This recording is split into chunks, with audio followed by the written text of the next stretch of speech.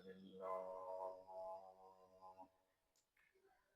نحمده ونستعينه ونستغفره ونؤمن به ونتوكل عليه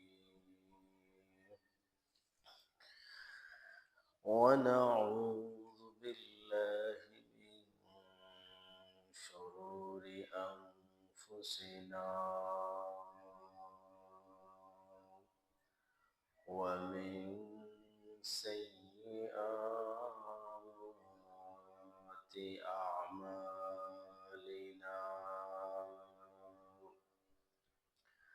من يهده الله فلا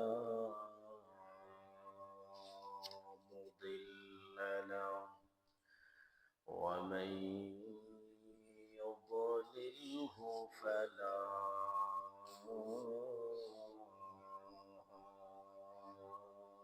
هادي له ونشهد أن لا إله إلا الله وحده لا شريك له ونشهد أن سيدنا ونبينا ومولانا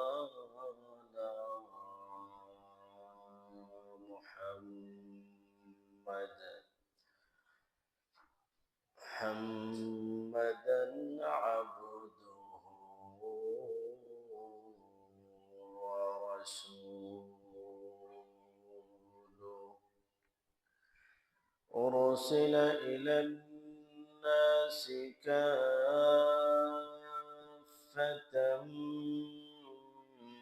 بشيرا ونذيرا وداعيا إلى الله بإذنه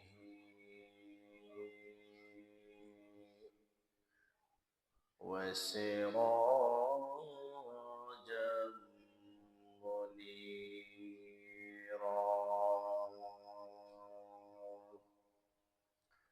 أما بعد فأعوذ بالله من الشيطان الرجيم بسم الله الرحمن الرحيم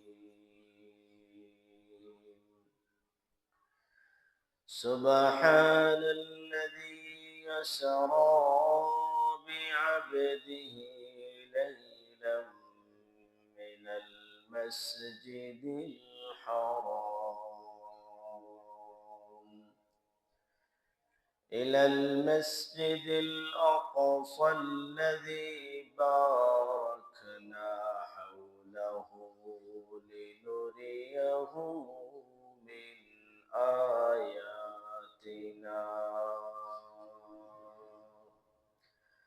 إنه هو السميع البصير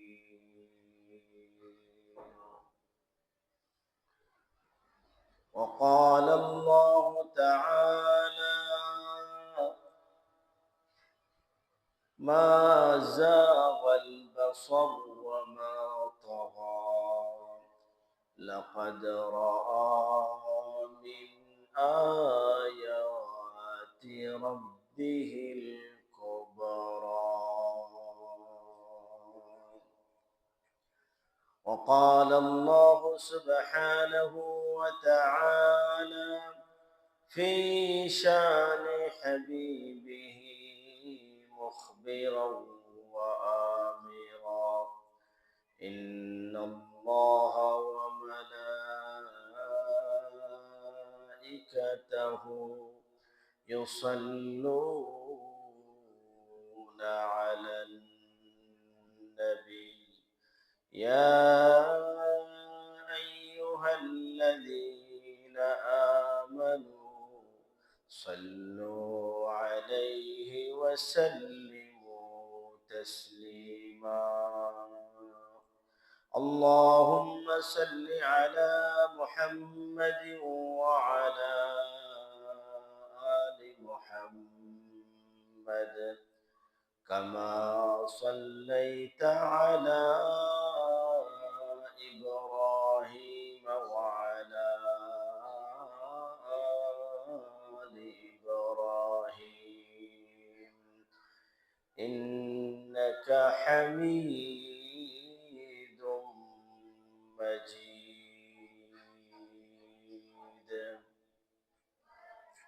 سبحانك لا علم لنا إلا ما علمتنا إنك أنت العليم الحكيم. رب اشرح لي صدري ويسر لي أمري واحلل عقدة من لساني يفقه قولي. سيد الكونين ختم المرسلين سيد الكونين ختم المرسلين آخر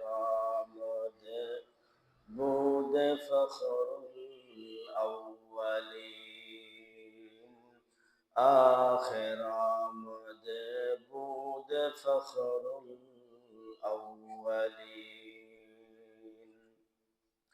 آکے آمد نو فلک معراج آکے آمد نو فلک معراج انبیاء اولیاء محتاج انبیاء اولیاء محتاج شد وجودش رحمة للعالمين شد وجودش رحمة للعالمين مسجد او شد ہمارو یہ زمین مسجد او شد ہمارو یہ زمین صد ہزارہ رحمت جا آفری صد ہزار رحمت جا آفری بروے بر آل پاک طاہری بروے بر آل پاک طاہری. আলহামদুলিল্লাহ, মহান রব্বুল আলামিনের অসংখ্য গণিত শুকরিয়া যে মহান রব্বুল আলামিন আমাদেরকে আজ জুমাবার দিন দুনিয়ার সমস্ত ঝামেলা থেকে ফারিগ করে আল্লাহ পাক রব্বুল আলামিন মসজিদে আসার তৌফিক দান করেছেন। তাই আমরা মহান রব্বুল আলামিনের দরবার ও শুকরিয়া আদায় করি আলহামদুলিল্লাহ। মুহতারাম হাজিরিন, গত জুমায় মেরাজের অংশবিশেষ আলোচনা করা হয়েছিল। রাসূলুল্লাহ সাল্লাল্লাহু আলাইহি ওয়াসাল্লাম কত তারিখে মেরাজে গিয়েছিলেন এ ব্যাপারে আমরা কয়েকটা মত উল্লেখ করেছি। এক মত অনুযায়ী রাসূলুল্লাহ সাল্লাল্লাহু আলাইহি ওয়াসাল্লাম যে বছর নবুয়ত প্রাপ্ত হয়েছিলেন এই নবুয়ত প্রাপ্তির শুরুতেই মেরাজে গিয়েছিলেন। দুই নম্বর, ইমামুল মাগাজি আল্লামা মুহাম্মদ ইবনে ইসহাক রাহমাতুল্লাহি আলাইহির মত অনুযায়ী রাসূলুল্লাহ সাল্লাল্লাহু আলাইহি ওয়াসাল্লাম নবুয়ত প্রাপ্তির 10ম বৎসরে মেরাজে গিয়েছিলেন। আরেক মত অনুযায়ী রবিউল আউয়াল মাসের সোমবারে রাসূলুল্লাহ সাল্লাল্লাহু আলাইহি ওয়াসাল্লাম মেরাজে গিয়েছিলেন। আরেক মত অনুযায়ী ইমাম জুহরি রহমতুল্লাহি আলাইহির বর্ণনা অনুযায়ী নবুয়তের 5ম বর্ষে নবীজি সাল্লাল্লাহু আলাইহি ওয়াসাল্লাম মেরাজে গিয়েছিলেন।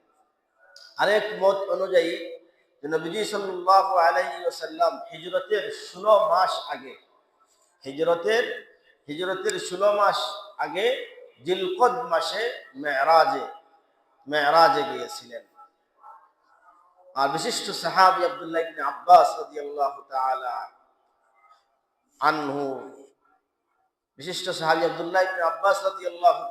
আনহু আনহুমার মত অনুযায়ী যে রাসূলুল্লাহ সাল্লাল্লাহু আলাইহি ওয়াসাল্লাম রবিউল আউয়াল মাসের 12 তারিখে মেরাজে গিয়েছিলেন। আর আমাদের মধ্যে প্রসিদ্ধ যে তারিখটা হলো রজব মাসের 27 তারিখ, 26 তারিখ দিবাগত রাত্রি, 27 তারিখে রাসূলুল্লাহ সাল্লাল্লাহু আলাইহি ওয়াসাল্লাম মেরাজে গিয়েছিলেন। এবং এটাই প্রসিদ্ধ মত। বিশুদ্ধ কোনটা এ পক্ষে প্রমাণ পাওয়া যায়নি যে কোনটা বিশুদ্ধ, কিন্তু প্রসিদ্ধ হলো রজব মাসের 27 তারিখ। তো আল মাওয়াহিবুল লাদুনিয়া বিল মিনাহিল মুহাম্মাদিয়া এই কিতাবের শারেহ আল্লামা জারকানি রহমতুল্লাহি আলাইহি উনি বলেছেন, যখন কোনো বিষয়ের ক্ষেত্রে একাধিক মতামত থাকে, একাধিক তারিখ উল্লেখ থাকে, বিশুদ্ধ তারিখের পক্ষে যদি যথেষ্ট পরিমাণ দলিল না পাওয়া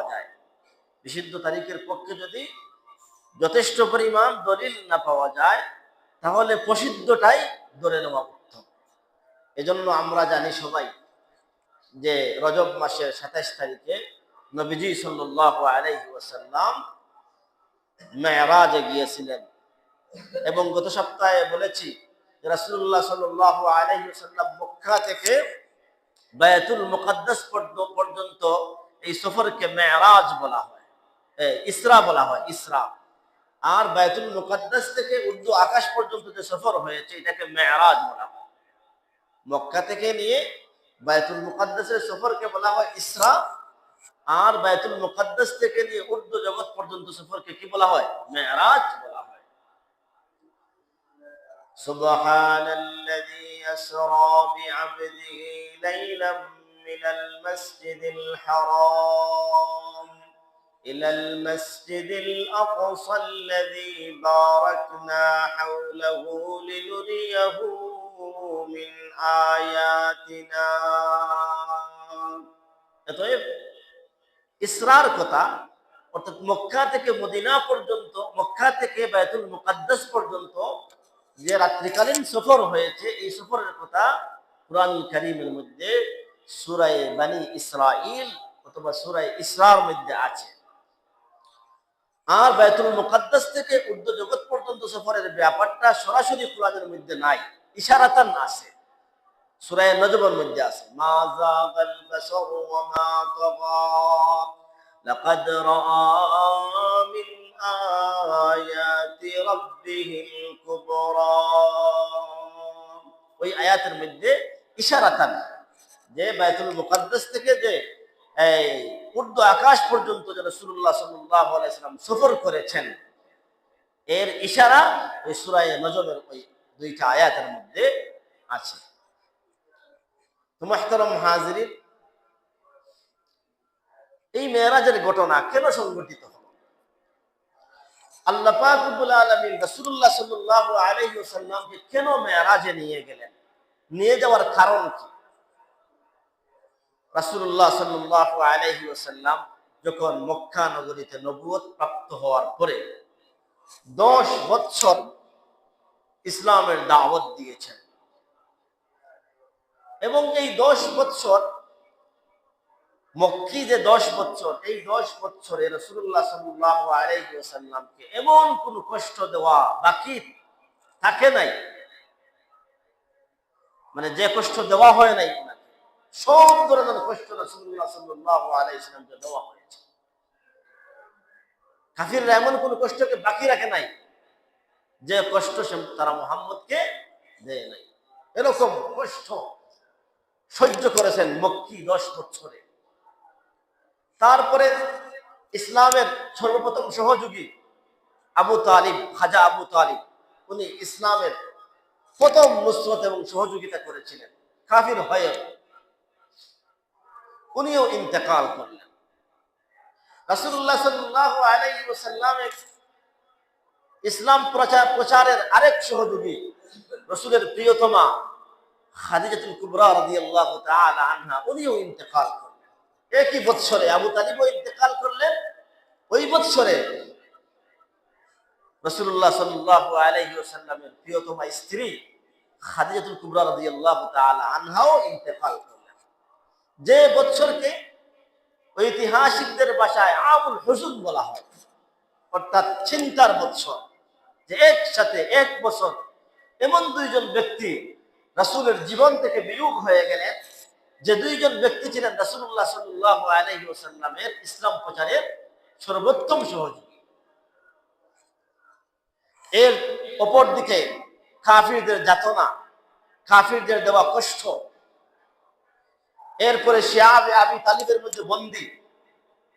তারা তো রাসূলুল্লাহ সাল্লাল্লাহু আলাইহি ওয়াসাল্লাম এর সাথে এবং পরিবারের সাথে বয়কট করে তারা শিয়াবে আবি তালিব একটা গিরিপথের মধ্যে বন্দী করে রেখেছিল। এই সমস্ত দুঃখ, যাতনা, কষ্ট নিবারণ করার জন্য আল্লাহ পাক রব্বুল আলামিন রাসূলুল্লাহ সাল্লাল্লাহু আলাইহি ওয়াসাল্লামকে ওরা সান্নিধ্যে নিয়ে গেছেন সান্ত্বনা দেওয়ার জন্য। কারণ ইসলামের জন্য এই কষ্ট সহ্য করার পরে রাসূলুল্লাহ সাল্লাল্লাহু আলাইহি ওয়াসাল্লামের এই ইসরা এবং মেরাজটা ছিল অত্যন্ত নিয়ামতপূর্ণ মুজিজা। মেরাজে নিয়ে যাওয়ার এই একটা কারণ। 2 নম্বর কারণ হলো আল্লাহ পাক রব্বুল আলামিন কালামুল্লাহর মধ্যে বলেছেন, লিনুরিয়াহু মিন আয়াতিনা, যে আমি আমার বান্দা মুহাম্মদ সাল্লাল্লাহু আলাইহি ওয়াসাল্লামকে বাইতুল মুকাদ্দাসের আশপাশে যত নিদর্শন দেখেছি এবং ঊর্ধ্ব জগতে যত নিদর্শন দেখেছি, সমস্ত নিদর্শনকে দেখানোর জন্য আমি আমার বান্দা, আমার বন্ধু মুহাম্মদুর রাসূলুল্লাহ সাল্লাল্লাহু আলাইহি ওয়াসাল্লামকে ইসরা এবং মেরাজ নামক নিয়ামত দিয়েছি। লিনুরিয়াহু মিন আয়াতিনা, এই হলো 2 নম্বর কারণ। 3 নম্বর কারণ, বান্দার সবচাইতে আহাম ইবাদত, সবচাইতে গুরুত্বপূর্ণ ইবাদত হলো নামাজ। এই নামাজ মেরাজের শিক্ষা হলো নামাজ। মেরাজ গত সপ্তাহে বলেছি, মেরাজ হলো বিশ্বাসের বস্তু, আকীদার বস্তু। মেরাজকে উপলক্ষ করে কোনো নামাজ নাই, মেরাজকে উপলক্ষ করে কোনো রোজা নাই। হ্যাঁ, রজব মাসে রোজার কথা হাদিসের মধ্যে এসেছে, এটাও আমি 2 জুমা আগে আলোচনা করেছি। কিন্তু মেরাজকে উপলক্ষ করে কোনো নামাজ নাই, মেরাজকে উপলক্ষ করে কোনো রোজা নাই। মেরাজের শিক্ষা হলো 5 ওয়াক্ত নামাজ। মেরাজের শিক্ষা হলো কি?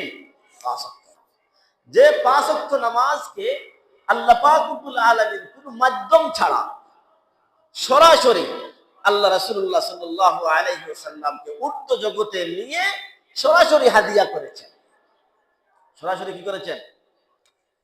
নামাজের গুরুত্ব বোঝানোর জন্য। আল্লাহ চাইলে জিবরাইলের মাধ্যমে নামাজের বিধান দিতে পারতেন, কারণ অন্যান্য সমস্ত বিধান, হজ, যাকাত, এইগুলো আল্লাহ জিবরাইলের মাধ্যমে অন্যান্য বিধানাবলী জিবরাইলের মাধ্যমে দিয়েছেন। কিন্তু নামাজ এমন এক আহাম গুরুত্বপূর্ণ ইবাদত, যে ইবাদতকে সরাসরি আল্লাহ পাক রব্বুল আলামিন রাসূলকে দাওয়াত দিয়ে নিয়ে কাছে নিয়ে হাদিয়া হিসাবে দিয়েছেন। হে মুহাম্মদ, তোমাকে হাদিয়া হিসাবে আমি নামাজ দিলাম।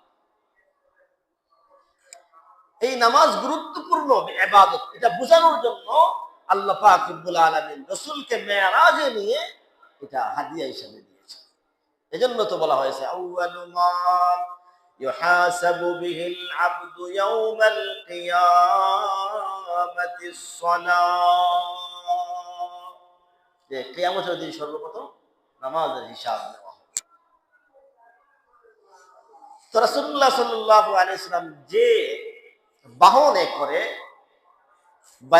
বায়তুল্লাহ থেকে বায়তুল মাকদিস পর্যন্ত গিয়েছেন এবং এরপরে উর্দু আকাশ সফর করেছেন, এই বাহন এটা কিরকম ছিল? হাদিসের মধ্যে এসেছে, বুখারীর বর্ণনার মধ্যে এসেছে যে এই বাহনটা ছিল, যার চেহারা ছিল ইনসান, যার চেহারা ছিল মানুষের চেহারা, মানুষের চেহারা, যার কুর ছিল চতুষ্পদ জন্তুর মতো, যার কেশর ছিল গুলার মতো। কেশর বলতে এই যে সিংহর মাথার মধ্যে যে কেশর থাকে না, গুলার এই মাথার উপরে যে লোম থাকে এটাকে কেশর বলা। যার চেহারা ছিল মানুষের চেহারার মতো, যার কুর ছিল চতুষ্পদ জন্তুর মতো, যার কেশর ছিল গুলার কেশরের মতো, এরকম একটা দ্রুতগামী বাহন দিয়ে রাসূলুল্লাহ সাল্লাল্লাহু আলাইহি ওয়াসাল্লামকে ইসরা এবং মেরাজ সফর করিয়েছেন আল্লাহ পাক। এবং যে প্রাণীটা ছিল খচ্চরের চেয়ে ছোট এবং গাধার চেয়ে বড়, বুখারী শরীফের বর্ণনা মধ্যে এসেছে খচ্চরের চেয়ে ছোট এবং গাধার চেয়ে বড়। এত দ্রুতগামী ছিল যে তার দৃষ্টির সীমা যতটুকু পর্যন্ত গিয়ে শেষ হইতো ততটুকু পর্যন্ত সে তার পায়ের কদম নিক্ষেপ করত। সুবহানাল্লাহ, তার দৃষ্টির সীমা যতটুকু পর্যন্ত যাইতো গিয়ে শেষ হইতো ততটুকু দূরে তার পাও নিক্ষেপ করত। এত দ্রুতগামী একটা বাহন ছিল। এই বাহন যখন রাসূলুল্লাহ সাল্লাল্লাহু আলাইহি ওয়াসাল্লামের সামনে যখন আনা হলো, ফালাম্মা আদনাহা মিন্নি জিবরাইল আলাইহিস সালাতু ওয়াস সালাম, ফালাম্মা আদনাহা মিন্নি জিবরাইল আলাইহিস সালাতু ওয়াস সালাম নাফারাত ওয়া নাফাশাত আরফাহা। হযরত জিবরাইল আলাইহিস সালাতু ওয়াস সালাম যখন ওই বাহনটা আমার সামনে যখন আনলেন, আনার পর এই বাহনটা অস্থির হয়ে গেল, এই বাহনটা অস্থির হয়ে গেল, ওয়া নাফাশাত উরফাহা, এবং তার কেশর দাঁড়িয়ে গেল। ফামাসাহাহা জিবরাইল আলাইহিস সালাতু ওয়াস সালাম, হযরত জিবরাইল আলাইহিস সালাতু ওয়াস সালাম তার কেশরের মধ্যে, তার মাথার মধ্যে হাত বুলিয়ে দিলেন, বুলিয়ে দিয়ে বললেন ওয়াকালা ইয়া বুরকাতু, হে বুরাক। এই বাহনের নাম কি ছিল? বুরাক। ইয়া বুরকাতু, হে বুরাক, লা তানফিরি মিন মুহাম্মাদিন, মুহাম্মদ সাল্লাল্লাহু আলাইহি ওয়াসাল্লাম থেকে তুমি অস্থির হইও না। ফাওয়াল্লাহি মা রাকিবাকি মালাকুন মুকাররাবুন ওয়ালা নাবিয়্যুন মুরসালুন আফজালু মিন মুহাম্মাদিন সাল্লাল্লাহু আলাইহি ওয়াসাল্লাম ওয়ালা আকরামু আলাল্লাহি মিনহু। হে বুরাক, তোমার পিঠে মুহাম্মদ সাল্লাল্লাহু আলাইহি ওয়াসাল্লামের চাইতে সম্মানিত অধিক মর্যাদাওয়ালা কোন নবী আরোহণ করেননি। তোমার পিঠে মুহাম্মদ সাল্লাল্লাহু আলাইহি ওয়াসাল্লামের চাইতে অধিক সম্মানিত মর্যাদাওয়ালা কোন ফেরেশতারাও আরোহণ করেননি। সুবহানাল্লাহ, এতে তুমি শান্ত থাকো। ক্বালাত কাদ আলিমতু, বুরাক কি বলে? জিবরাইল, এটা আমি অবশ্যই জানি। বুরাক ক্বালাত কাদ আলিমতু আন্নাহু কাযালিকা, বুরাক বলল, হে জিবরাইল, তুমি যা বলছো এটা আমি অবশ্যই জানি, এটা আমার জানা আছে। ওয়া আন্নাহু সাহিবুশ শাফাআতি, ওয়া আন্নাহু সাহিবুশ শাফাআতি, তিনি তো শাফাআতকারী, তিনি কিয়ামতের দিনে কি করবেন? শাফাআত করবেন, এটাও আমি জানি। এটাও কি? ওয়া ইন্নী উহিব্বু আন আকুনা ফি শাফাআতিহি, আমি চাই যে আমিও উনার শাফাআতের, আমিও উনার শাফাআত চাই, উনি আমার জন্য শাফাআত করবেন, এটা আমি চাই। বুরাক বলল। রাসূলুল্লাহ সাল্লাল্লাহু আলাইহি ওয়াসাল্লাম বলেন ফাকুলতু আনতি ফি শাফাআতি ইনশাআল্লাহ, আল্লাহর রাসূল বলেন ইনশাআল্লাহ আমিও তোমার জন্য শাফাআত করব। দেখেন, বুরাক রাসূলুল্লাহ সাল্লাল্লাহু আলাইহি ওয়াসাল্লামকে শাফাআত চাইল, যে আমি জানি উনি শাফাআত করবেন, কিয়ামতের দিন গুনাহগার বান্দাদের জন্য আমিও তার শাফাআতের প্রত্যাশী। আল্লাহর রাসূল সাল্লাল্লাহু আলাইহি ওয়াসাল্লাম বললেন, ইনশাআল্লাহ আমিও তোমার জন্য শাফাআত করব। তো মুহতারাম হাজিরিন, মেরাজের যে ঘটনা, এই ঘটনা বুখারী মুসলিমের মধ্যে কোথায় লম্বাভাবে, কোথায় দীর্ঘভাবে এসেছে। তো মালিক ইবনে শাসা রাদিয়াল্লাহু তাআলা আনহু, উনার থেকে যে মেরাজের যে ঘটনা বর্ণিত হয়েছে, এই বর্ণনা দেওয়া হয়েছে রাসূলুল্লাহ সাল্লাল্লাহু আলাইহি ওয়াসাল্লাম হাতিমের মধ্যে শুয়া অবস্থায়, হাতিম চিনেন তো, ওই যে কাবার সাইডে যে দনুক এর মতো একটা দেওয়াল দেওয়া, এই হাতিমের মধ্যে রাসূলুল্লাহ সাল্লাল্লাহু আলাইহি ওয়াসাল্লাম শুয়া অবস্থায় ছিলেন। কোন কোন রিওয়ায়াতের মধ্যে এসেছে যে ওই যে দনুক আকৃতির যে দেওয়ালটা আছে, এই দেওয়ালের উপরে শুয়া অবস্থায় ছিলেন। রাসূলুল্লাহ সাল্লাল্লাহু আলাইহি ওয়াসাল্লাম বলেন, এমত অবস্থায় একজন আগন্তুক আমার কাছে আগমন করলেন, এসে আমাকে শুয়াইয়া আবার গলার নিচ থেকে নিয়ে নাভি পর্যন্ত ফেড়ে দিলেন, ফাড়লেন। একেবারে গলার নিচ থেকে নাভি পর্যন্ত ফেড়ে আমার ভিতর থেকে আমার হৃৎপিণ্ড বের করে একটা স্বর্ণের পাত্র আনা হলো। কিসের পাত্র? স্বর্ণের পাত্র।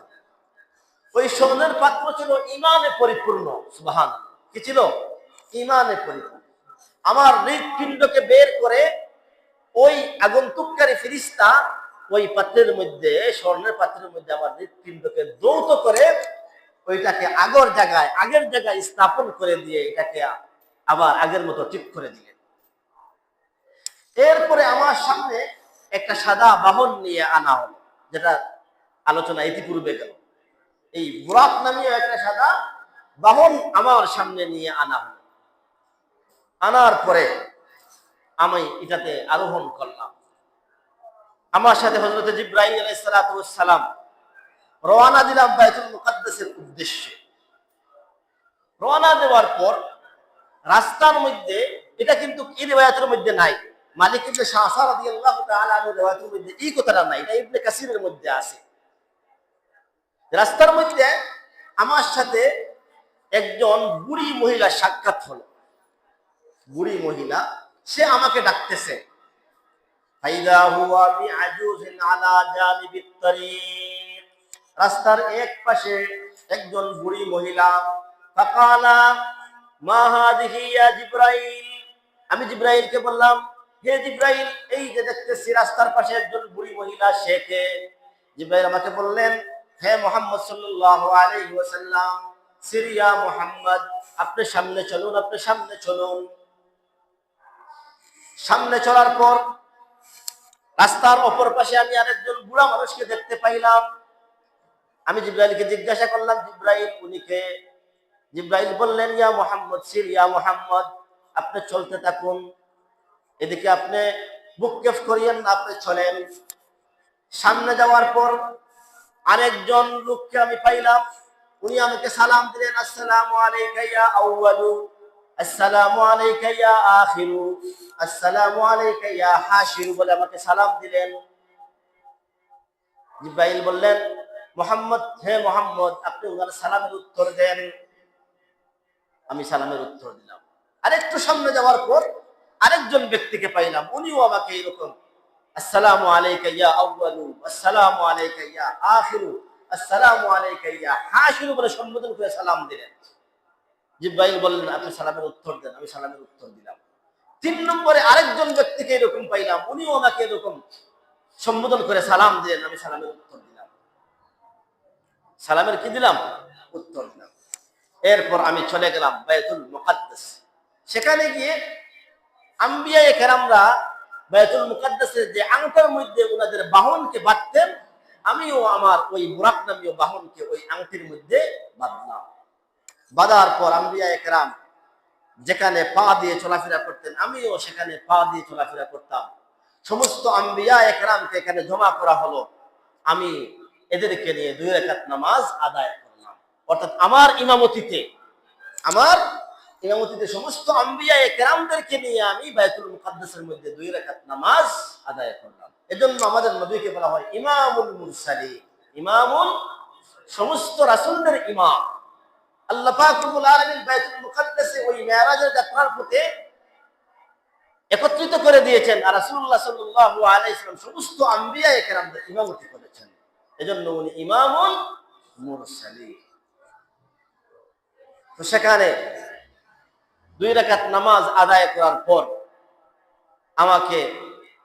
আমি জিবরাইলকে জিজ্ঞাসা করলাম, ভাই জিবরাইল, আসার পথে যে একজন বুড়ি মহিলাকে দেখলাম, ওই মহিলাটাকে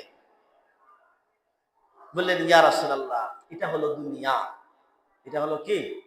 এটা হলো দুনিয়া। দুনিয়া এমন অবস্থায়, মানে বুড়া অবস্থায় পৌঁছে গেছে, তার বয়স আর তেমন বাকি নাই। দেখেন, আল্লাহ রাসূল মেরাজে গিয়েছেন আজ থেকে প্রায় 1600-1700 বছর আগে। ওই সময়ও আল্লাহ রাসূল দুনিয়াকে মহিলার আকৃতিতে বিদ্ধ দেখেছেন। রাসূল, ইয়া রাসূলুল্লাহ, এটা হলো দুনিয়া। দুনিয়া এই বয়সে উপনীত হয়ে গেছে।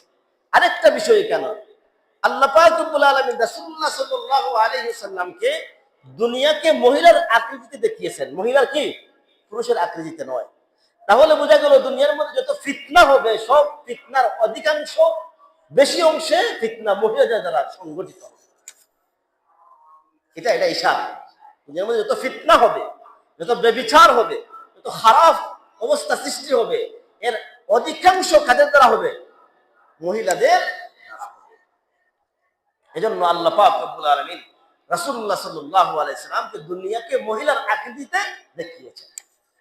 এরপর বললেন জিবরাইলকে, ভাই জিবরাইল, এরপরে যে একজন রাস্তার অপর পাশে যে একজন বুড়া মানুষকে দেখলাম, সে আমাকে ডাকতেছে, আপনি যে বলেন তার ডাকে সাড়া না দেওয়ার জন্য, চলার জন্য, সে কে? বলেন, ইয়া রাসূলুল্লাহ, এ হলো শয়তান, আপনাকে ডাকতেছে অন্য মনস্ক করে দেওয়ার জন্য। এজন্য বলেছি আপনি তার ডাকে সাড়া দিয়েন না। এরপরে যে 3 জন ব্যক্তি যথাক্রমে আপনাকে সালাম করলেন, 3 জন ব্যক্তি যে আপনাকে কি করলেন, মানে একের পর এক যে সালাম দিলেন, এরা হলেন যে একজন হযরতে মূসা, ঈসা আলাইহিস সালাতু ওয়াস সালাম এবং হযরতে ইব্রাহিম আলাইহিস সালাতু ওয়াস সালাম। এই 3 নবী যথাক্রমে আপনাকে সালাম দিয়েছেন। এরপরে রাসূলুল্লাহ সাল্লাল্লাহু আলাইহি ওয়াসাল্লামের সামনে 3টা খাবার আনা হলো। একটা হলো পানি, একটা হলো দুধ, আর একটা হলো শরাব, মানে মদ। 3টা খাবার পেশ করা হলো। একটা হলো দুধ, আরেকটা হলো পানি, আরেকটা হলো কি, শরাব, মদ। আল্লাহর রাসূল সাল্লাল্লাহু আলাইহি ওয়াসাল্লাম পানিকে গ্রহণ করেন নাই, শরাবকেও গ্রহণ করেন নাই, দুধকে গ্রহণ করেছেন। তখন জিবরাইল বলেছেন, আসাবতাল ফিতরাতা ইয়া মুহাম্মদ, আসাবতাল ফিতরাতা ইয়া মুহাম্মদ, হে মুহাম্মদ, আপনি দ্বীনকে গ্রহণ করেছেন, আপনি সঠিকটা গ্রহণ করেছেন। যদি আপনি পানিকে গ্রহণ করতেন তাহলে আপনার উম্মত ডুবে সব শেষ হয়ে যেত। যদি আপনি মদকে গ্রহণ করতেন, শরাবকে গ্রহণ করতেন, তাহলে আপনার উম্মত পথভ্রষ্ট গুমরাহ হয়ে যেত। এজন্য আপনি সঠিক আসাবতাল ফিতরাতা ইয়া মুহাম্মদ, আপনি সঠিকটাই গ্রহণ করেছেন, আপনি দ্বীনকে গ্রহণ করেছেন। এরপরে রাসূলুল্লাহ সাল্লাল্লাহু আলাইহি ওয়াসাল্লামকে ঊর্ধ্ব জগতে নিয়ে যাওয়া শুরু হইল। প্রথম আসমানে যখন গিয়ে পৌঁছলেন, রাসূলুল্লাহ সাল্লাল্লাহু আলাইহি ওয়াসাল্লামকে যখন প্রথম আসমানে নিয়ে গেলেন জিবরাইল, যাওয়ার পরে প্রথম আসমানের দরজায় যখন আওয়াজ দিলেন জিবরাইল, বলা হলো, মান আনতা, তুমি কে? বলেন, আনা জিবরাইল। বলেন, ওয়া মাকা। প্রথম আসমানের যে দরজার যে ফেরেশতা, যিনি প্রহরী ছিলেন, উনি বলতেছেন, মান আনতা, তুমি কে? বলেন, ওয়া মাকা, তোমার সাথে কে? বলেন, মুহাম্মাদুর রাসূলুল্লাহ সাল্লাল্লাহু আলাইহি ওয়াসাল্লাম। আবার জিজ্ঞাসা করলেন ওই ফেরেশতা, ওনাকে কি নিয়ে আসার জন্য পারমিশন দেওয়া হয়েছে? বললেন, হ্যাঁ, নিয়ে আসার জন্য পারমিশন দেওয়া হয়েছে। দরজা খুলে দেওয়া হলো প্রথম আসমানে। দরজা খুলে দেওয়ার পর সেখানে গিয়ে পাইলেন হযরতে আদম আলাইহিস সালাতু ওয়াস সালামকে। জিবরাইল আলাইহিস সালাতু ওয়াস সালাম বললেন, উনি হলেন আপনার আদি পিতা আদম, ওনাকে সালাম করুন। রাসূলুল্লাহ সাল্লাল্লাহু আলাইহি ওয়াসাল্লাম সালাম করলেন। সালাম করার পর আদম আলাইহিস সালাতু ওয়াস সালাম সালামের জবাব দিলেন, বললেন, মারহাবান, মারহাবান ইয়া নবী ইয়া ইবনে সালেহ। বললেন, হে আমার নেক সন্তান, তোমাকে মারহাবা, স্বাগতম, আহলান সাহলান। ওয়া দাআলি বিখাইরিন, এবং আমার জন্য কল্যাণের দোয়া করলেন। আমি ছুটলাম দ্বিতীয় আসমানের দিকে। জিবরাইল আমাকে নিয়ে দ্বিতীয় আসমানের দিকে ছুটলেন। দ্বিতীয় আসমানের দরজায় যাওয়ার পর উনি যখন আওয়াজ দিলেন তখন জিজ্ঞাসা করা হলো, মান আনতা, তুমি কে? উনি বললেন, আনা জিবরাইল, আমি জিবরাইল। আবার প্রশ্ন করলেন, ওয়া মাআকা, তোমার সাথে কে? বললেন, মুহাম্মাদুর রাসূলুল্লাহ সাল্লাল্লাহু আলাইহি ওয়াসাল্লাম। বলা হলো, ওনাকে কি নিয়ে আসার জন্য পারমিশন দেওয়া হয়েছে? বললেন, হ্যাঁ। দরজা খুলে দেওয়া হলো। খোলার পর সেখানে গিয়ে পাইলেন দ্বিতীয় আসমানে হযরত ঈসা এবং ইয়াহইয়া আলাইহিমাস সালাতু ওয়াস সালামকে। ওনারা দুইজন আপন খালাতো ভাই, ইয়াহইয়া এবং ঈসা আলাইহিস সালাতু ওয়াস সালামকে পাইলেন। ওনারাও আমাকে স্বাগতম দিলেন, আহলান সাহলান দিলেন। ওয়া দাআ আলী বিখাইরিন, আমার জন্য কল্যাণের দোয়া করলেন। আমি চললাম তৃতীয় আসমানের দিকে। এইভাবে প্রশ্ন করা হলো, জিবরাইল এরকম উত্তর দিলেন। দেওয়ার পর তৃতীয় আসমানের দরজা খোলা হলো। খুলে দেওয়ার পর সেখানে আমার সাথে সাক্ষাৎ হলো হযরত ইউসুফ আলাইহিস সালাতু ওয়াস সালামের সাথে। রাসূলুল্লাহ সাল্লাল্লাহু আলাইহি ওয়াসাল্লাম বলেন, কাদ উতিয়া শাতারুল হাসান। আমি ইউসুফ আলাইহিস সালাতু ওয়াস সালামকে দেখলাম, উনি এত সুন্দর, এত সুন্দর, সারা পৃথিবীর অর্ধেক সুন্দর ইউসুফ আলাইহিস সালামকে দেওয়া হয়েছে। সুবহানাল্লাহ। যে তৃতীয় আসমানে আমি হযরত ইউসুফ আলাইহিস সালাতু ওয়াস সালামের সাথে সাক্ষাৎ করলাম, আমি সালাম দিলাম। উনিও আমার জন্য কল্যাণের দোয়া করলেন, আমাকে আহলান সাহলান মারহাবা বললেন। এবং উনি এত সুন্দর দেখলাম, কাদ উতিয়া শাতারুল হাসান, উনাকে সারা পৃথিবীর অর্ধেক সুন্দর দেওয়া হয়েছে। তার মানে কি, যে আল্লাহ পাক রব্বুল আলামিন পৃথিবীর সমস্ত সুন্দরকে দুই ভাগ করে অর্ধেক সুন্দর দিয়েছেন হযরত ইউসুফ আলাইহিস সালাতু ওয়াস সালামকে, আর বাকি অর্ধেক সুন্দর দিয়েছেন সমস্ত মানব জাতিকে। তাহলে বুঝেন কি পরিমাণ সুন্দর ছিলেন। আয়েশা সিদ্দিকা রাদিয়াল্লাহু তাআলা আনহা যখন রাসূলুল্লাহ সাল্লাল্লাহু আলাইহি ওয়াসাল্লামের সুন্দরের কথা বর্ণনা করছিলেন, তখন বলছিলেন যে আমার স্বামী এত সুন্দর যে আমার স্বামী যদি অন্ধকার ঘরে কোনোদিন প্রবেশ করেন, তাহলে আমি সুই হারাইলেও এই রাসূল আসার কারণে আমার হারানো সুইটা আমি পেয়ে যাইতাম। সুবহানাল্লাহ, কি পরিমাণ সুন্দর ছিলেন। তখন মহিলারা প্রশ্ন করলেন, আম্মা জান, আপনার স্বামী তো বলেছেন কাদ উতিয়া শাতারুল হাসান, কার ব্যাপারে?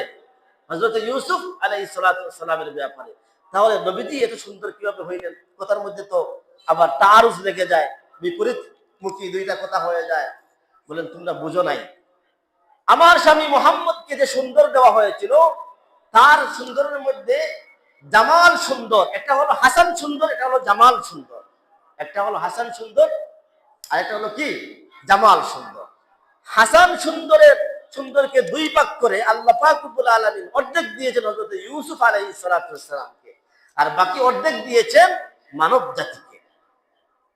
আর জামাল সুন্দরের পুরোটাই 100 আমার স্বামী মুহাম্মদকে আল্লাহ দিয়ে দিয়েছেন। এখানে আর কাউকে কোনো কিছুই দেন নাই।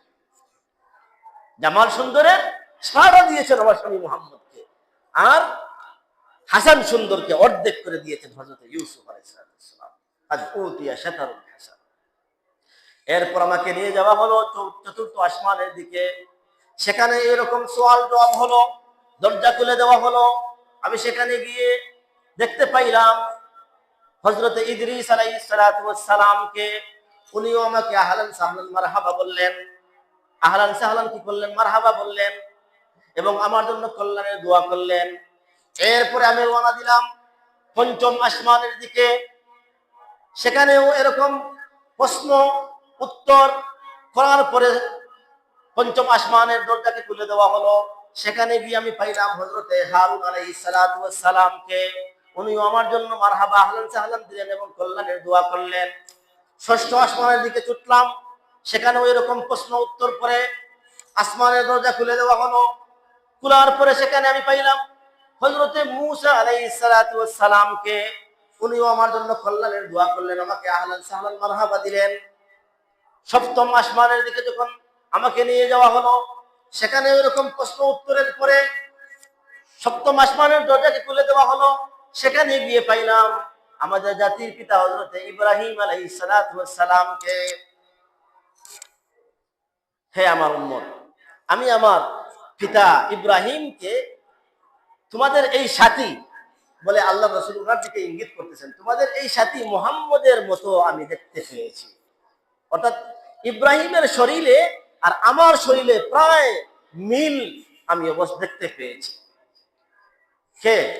জাতির পিতা হযরতে ইব্রাহিম আলাইহিস সালাতু ওয়াস সালাম। ওনাকে গিয়ে দেখি বায়তুল মামুরের দেওয়ালে এরকম হেলান দিয়ে বসে রয়েছেন। কে? হযরতে ইব্রাহিম আলাইহিস সালাতু ওয়াস সালাম। বায়তুল মামুর হলো কাবা শরীফের সোজা উপরে একটা ঘর আছে, ওটাকে বায়তুল মামুর বলা হয়। এই বায়তুল মামুরের দেওয়ালে হেলান দেওয়া দিয়ে হযরত ইব্রাহিম আলাইহিস সালাতু ওয়াস সালাম বসে রয়েছেন। কোন কোন রিওয়ায়াতের মধ্যে এসেছে যে সমস্ত মুসলমানদের সন্তানাদি ছোট অবস্থায় মারা যায় ও এদেরকে ওই জায়গায় হযরত ইব্রাহিম আলাইহিস সালাম শিক্ষা দিচ্ছেন, 10 হাদিস দিচ্ছেন। সুবহানাল্লাহ। ছোট অবস্থায় নাবালিগ অবস্থায় যে সমস্ত বাচ্চারা মারা গেছে এদেরকে নিয়ে উনি মক্তব খুলেছেন, আর মক্তবে ওদেরকে পড়াইতেছেন। তো বায়তুল মামুরের পরিচয় দিচ্ছেন যে বায়তুল মামুরে প্রতিদিন 70,000 ফেরেশতারা তওয়াফ করেন। বায়তুল মামুরকে কি করেন? প্রতিদিন 70,000 ফেরেশতারা তওয়াফ করবেন, এবং কিয়ামত পর্যন্ত যে 70,000 ফেরেশতারা আজকে তওয়াফ করেছেন, কিয়ামত পর্যন্ত এই 70,000 ফেরেশতা আর তওয়াফ করার কোনো চান্স পাবেন না। সুবহানাল্লাহ। তো এত পরিমাণে ফেরেশতা আল্লাহ তৈরি করেছেন। এরপরে আমাকে নিয়ে যাওয়া হলো সিদরাতুল মুনতাহা, যেটা হলো মানে আল্লাহর কাছে, অর্থাৎ মানে এই পর্যন্ত দুনিয়াতে যে সমস্ত ফেরেশতারা আসেন এরা এই পর্যন্ত গিয়ে এদের সীমানা শেষ। সিদরাতুল অর্থ হলো বড়ই, আর বড়ই গাছ, আর মুনতাহা অর্থ শেষ সীমানা। আর বড়ই গাছ তারা একটা সীমানা নির্ধারণ করে দেওয়া হয়েছে, যেরকম বাংলাদেশ এবং ভারতের পিলার থাকে না, এরকম বড়ই গাছ তারা একটা সীমানা নির্ধারণ করে দেওয়া হয়েছে। অর্থাৎ দুনিয়ামুখী ফেরেশতারা ওই বড়ই গাছ পর্যন্ত যেতে পারবেন, এর উপরে যাওয়ার কোনো পারমিশন নাই। পারমিশন কি নাই? ওই জায়গার মধ্যে কোনো জিনিস নিয়ে যাওয়ার পরে ওই সিদরাতুল মুনতাহা থেকে নিয়ে এরপরে যে সমস্ত ফেরেশতারা দায়িত্বরত আছেন ওনারা কি করবেন, ওখান থেকে এই বিষয়টা নিয়ে যাইবেন। এই সিদরাতুল মুনতাহার বর্ণনা দিচ্ছেন রাসূলুল্লাহ সাল্লাল্লাহু আলাইহি ওয়াসাল্লাম যে এই একটা গাছ, যে গাছ বড়ই গাছ, এই বড়ই গাছের পাতা হলো হাতির কানের মতো। উযুনিল ফিল, হাতির কি কানের মতন। আর তার একটা ফল বড়ই হলো হিজর নামীয় এলাকার মটকার মতো। মটকা ছিলেন, মটকার মতো। এই সিদরাতুল মুনতাহা যখন গিয়ে আমি পৌঁছলাম, তখন আমি যখন যেহেতু জিবরাইল দুনিয়ার মধ্যে উনি নবীদের কাছে বিভিন্ন ওহী নিয়ে আসেন, এই জন্য উনি ওখানে থেমে গেলেন। অনেকে এখানে অনেক কিছু কথাবার্তা বলে, জিবরাইল যদি এই জায়গা থেকে সামনে যাইতেন তাহলে জলে পুড়ে সারখার হয়ে যাইতেন, এগুলো সমস্ত অলিক কথাবার্তা, কারণ পারমিশন নাই যাওয়ার, এটাই হলো কথা।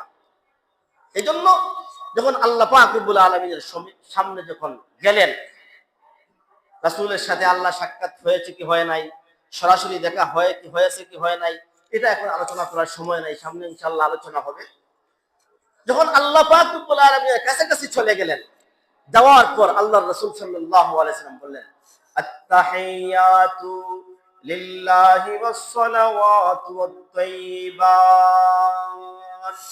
হে আল্লাহ, আমার যত মালি ইবাদত আছে, আমার যত বদনি ইবাদত আছে, অর্থাৎ আমি শরীর দিয়ে যে সমস্ত ইবাদত করেছি, আমি আমার মাল দিয়ে যত ইবাদত করেছি, সব ইবাদত আপনার তরে আমি উৎসর্গ করে দিলাম। সুবহানাল্লাহ। বলেন ইয়া আল্লাহ।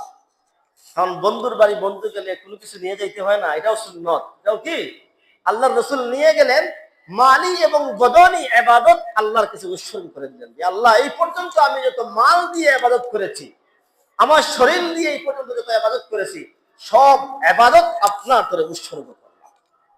আত-তাহিয়াতু লিল্লাহি ওয়াস-সালাওয়াতু ওয়াত-তাইয়্যিবাত।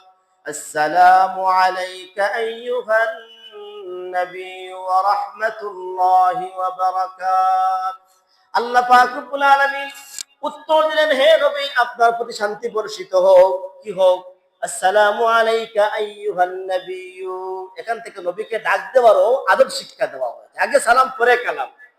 ইয়া নবী সালামু আলাইকা না, আসসালামু আলাইকা আইয়ুহান নবী।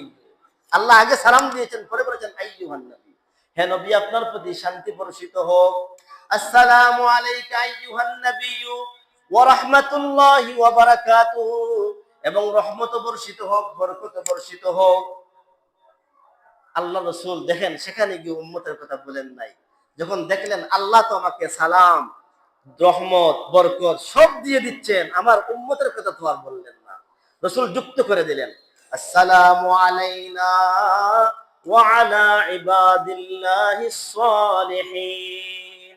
হে আল্লাহ, শুধু আমি না, আমার উপরেও শান্তি বর্ষিত হোক, আমাদের উপরেও শান্তি বর্ষিত হোক, এবং আমার যত নেক উম্মত আছে এদের উপরেও শান্তি রহমত বর্ষিত হোক। তাহলে রাসূলের এই দোয়ার সাথে যুক্ত হইতে হইলে নেক হওয়া লাগবে। ওয়ালা ইবাদিল্লাহিস সালিহিন, যে তোমার নেক বান্দারা আছেন এদের উপরেও রহমত, বরকত, শান্তি বর্ষিত হোক। এদিকে জিবরাইল শুনতেছেন সিদরাতুল মুনতাহায় দাঁড়িয়ে, হ্যাঁ, আল্লাহ এবং রাসূলের কথোপকথন। উনি বললেন, আমি তো যুক্ত হইতে পারলাম না, আমিও এখান থেকে যুক্ত হয়ে যাই। উনি বললেন, আশহাদু আল্লা ইলাহা ইল্লাল্লাহু ওয়া আশহাদু আন্না মুহাম্মাদান আবদুহু ওয়া রাসূলুহু। জিবরাইল বললেন, আমি সাক্ষ্য দিচ্ছি আল্লাহ ছাড়া কোনো মাবুদ নাই, কোনো ইলাহ নাই, এবং মুহাম্মদুর রাসূলুল্লাহ সাল্লাল্লাহু আলাইহি ওয়াসাল্লাম আল্লাহর বান্দা। এই তিনজনের সমন্বয়ে আমরা পেয়ে গেলাম আত-তাহিয়াত। আল্লাহ রাসূলের কথা আত-তাহিয়াতু লিল্লাহি ওয়াস সালাওয়াতু ওয়াত তাইয়্যিবাত, আল্লাহর কথা আসসালামু আলাইনা, আসসালামু আলাইকা আইয়ুহান নাবিয়্যু ওয়া রাহমাতুল্লাহি ওয়া বারাকাতুহু। এরপর রাসূলের সংযুক্তি ওয়াসসালামু আলাইনা ওয়া আলা ইবাদিল্লাহিস সালিহিন। জিবরাইলের কথা আশহাদু আল্লা ইলাহা ইল্লাল্লাহু ওয়া আশহাদু আন্না মুহাম্মাদান আবদুহু ওয়া রাসূলুহু।